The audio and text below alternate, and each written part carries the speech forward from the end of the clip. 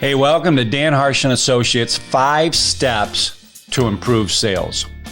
If you've been following along in this series, perhaps you may have already watched the first 2 video series where we talked about defining your sales goal and we talked about creating an effective sales strategy. We are now in video 3, step 3. We're going to be talking about messaging. Links to all of the videos are down below. Feel free at any time. You don't have to watch these in order. You can watch them in any order. The next videos, the number 4 and 5, are placing people in the right positions and then making CRM integral to your sales process and structure. So let's get right into to step number 3, messaging. As I put this together, I thought it would be good to kind of break our messaging down into 5 different steps. And we're going to break down each of these steps individually, but we're going to talk about how your message is the core of your sales foundation. And then we're going to talk a lot about the prospect's pain and the prospect's objection. And we're going to say that's where we're going to start with this messaging. And then we're going to talk about our value proposition. How do I put this value proposition together? And then lastly is, why should they buy from you? So let's get into this. Your message is the core of your sales foundation. Why do I say that? Well, the reason I say that is because everything that your company does is putting itself out in front of the market. Whether your sales reps are talking directly to prospects, whether you have some email going out, whether you have some social media post, whether it's a PowerPoint presentation, whether it's somebody's on your website, whether you're sending some collateral information, whatever it is, you're putting some message out in front of a prospect or the market. It's very costly to get in front of the right person. When we do, we want to make sure we have the right message. Your message is the core. I want to make sure that you're taking the time to sit back and reevaluate, do I have the right messaging? Secondly is, you got to craft this message based on the audience and the channel in which you're delivering it. Every audience is different. Every channel has different requirements. We use an acronym inside our company called MAC, M-A-C. It stands for Message, Audience, Channel. So you got to make sure whatever message that you're delivering, it's appropriate for the market, the audience, and the channel for which it's getting delivered. As you begin to lay out or to break down your message, I think the first place we want to start is with our prospect's pain. And as I mentioned earlier, these 2 points, this is really where we have to start in putting our messaging together. So let's take a look at the prospect's pain. Prospects could have many different types of pain. It could be financial, could be productive, it could be support, it could be personal, whatever that may be. From a financial standpoint, maybe they feel they're spending too much money on their current product or their current service or maybe their current provider. Maybe their productivity isn't where it needs to be. They're trying to increase sales or IT or operational productivity. Maybe they're looking for better support, better administrative support, customer service, sales support. Whatever that is, we got to identify exactly what their pain is. And if you don't know what the prospect or the market's pain is, then we got to start asking. Ask the prospect. Have your sales team begin asking, Mr. Prospect, what's your pain? Ask them, what's your pain? What's your real need? What's your number one issue? Ask them that. Survey your clients. Survey the market. See what people tell you. Research. Look up articles, blogs. Get into the market, the prospect. Research what their pain is so you can craft this message then accordingly. Next, we want to talk about the prospect's objection. We've talked about their pain. Let's talk about what are their objections? What are their concerns? You got to listen to what they're telling you, and you got to listen to what they're not telling you. Uncover what the market's objection are. Their objections could be price. It could be risk, quality, trust. Maybe they're currently happy. We've all heard that one. Hey, I'm currently happy with my provider. Maybe they just have a fear of change.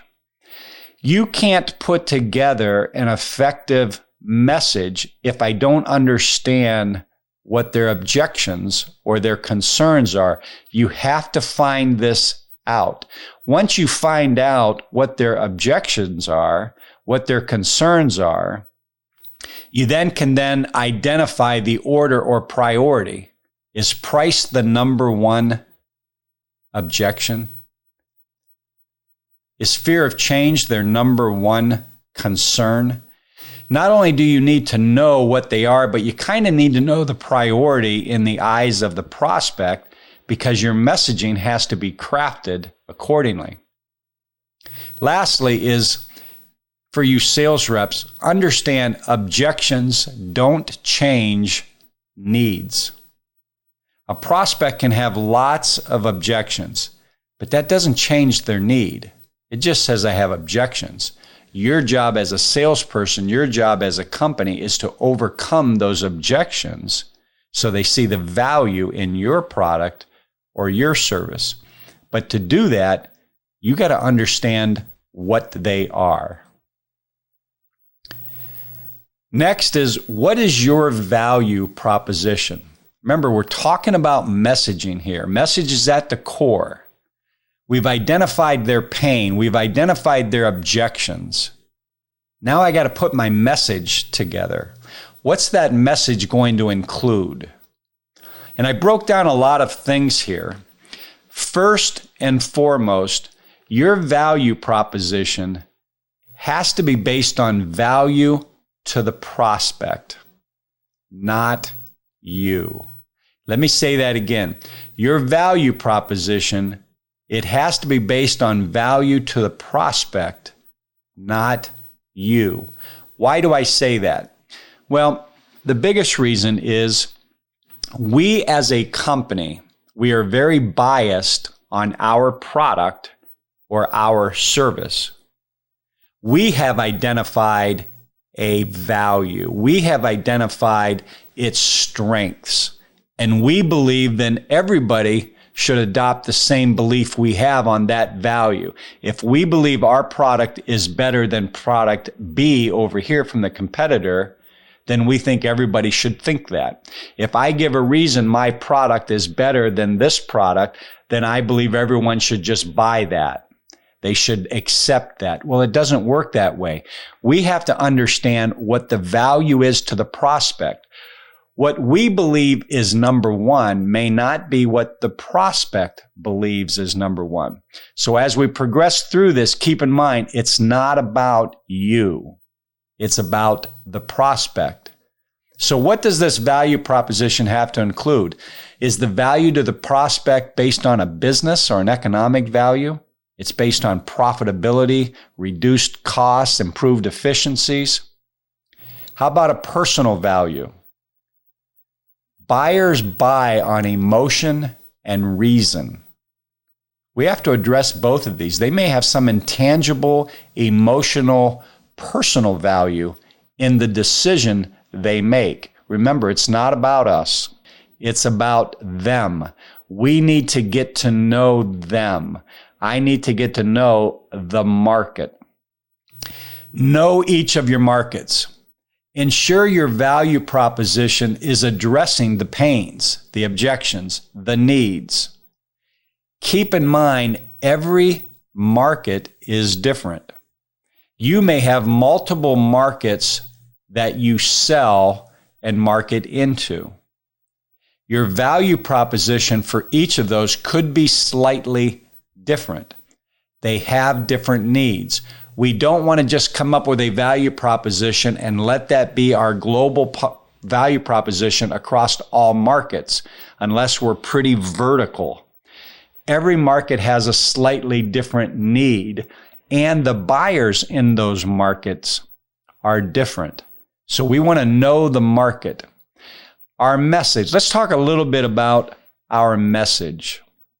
Regardless of the market, our message needs to be concise. It needs to be succinct, to the point, straightforward. I can't belabor a message. I will lose them. It needs to be very direct. It has to be written and conveyed or spoken in everyday language. Excuse me. It needs to be informal. Don't be too straight-laced. It has to be informal. And it can't include just facts. Facts will come across as cold. We will address facts, but your message can't include just facts. It has to have features, benefits. What about the opening statement? What about your title? Is it impactful? That opening line of your message, is it grabbing attention? Do you have a meaningful tagline? Is your message, is your value proposition, is it different? Is it original? When they see you, listen to you, hear you, are you different from everyone else that has just called them this week? Are you impactful? Craft your message based on the channel. You can see there's a lot that goes into this messaging. You get an opportunity to be in front of a prospect. We want to make sure we have our best foot forward and we have our ducks in a row. We need to make sure that our message is as tight as can be. Lastly is, why should they buy from you? They're getting prospected to all day long. They're getting emails all day, every day. They're seeing social posts everywhere. Why should they buy from you? Are they identifying with you? Are you identifying with them? Have you made it clear to them that you understand their need, their pain? Have you shared that maybe you have similar beliefs? Are they comfortable with you? Do they believe your product, your service has good value? Have you been successful in demonstrating that? Keep in mind, the best way you're going to demonstrate that is creating the value based on their need, not your need. Relationship. Do they trust you? During your time of nurturing them, prospecting them, and in your time of that presentation, do they trust you? Did you do a good job of showing empathy to their need, to their concerns? Do they feel that you understand them? What about experience? You may have history, experience, and knowledge. But have you conveyed that? Have you demonstrated that? And have you put that in terms of how it is valuable to them? I think we like to often say how long we've been in business and how we got started. And okay, but why and how does that benefit the prospect? What about quality? Is your product better? Is your service better? Just because you say it is, doesn't mean it is. Just because you believe it is, doesn't mean it is. You have to demonstrate quality in terms of what it's going to do for the customer, in terms that benefits them. Everything is about them, not you. And I think if you adopt that, if you walk away from this video with the bullet of the message is about them, it's not about me, that's probably going to be one of the biggest takeaways you can take from this particular video. Whatever that it is, whatever it is that is valuable to the prospect, we need to understand that. Lastly is, don't sell. Get them to buy. Let me say that again. Don't sell. Get them to buy. I'm going to do a video on this, and I'll go into a lot more detail. But if you are hitting your message effectively, and you are addressing their needs, their objections, their pains, their fears, they'll buy. We don't need to push stuff down their throats. We do not need to be pushy. We want to understand them and present to them. We want to ask lots of questions. We want to demonstrate we're interested in them. Our message has to convey that. How we deal with them has to convey that. Don't sell. Get them to buy. I don't know if I ever have closed a customer. I don't know if I've ever said, well, Mr. Customer, what do you think? Would you like to buy today? I don't know if I've ever done that. Would you like to sign today, Mr. Customer? I don't know if I've ever done that.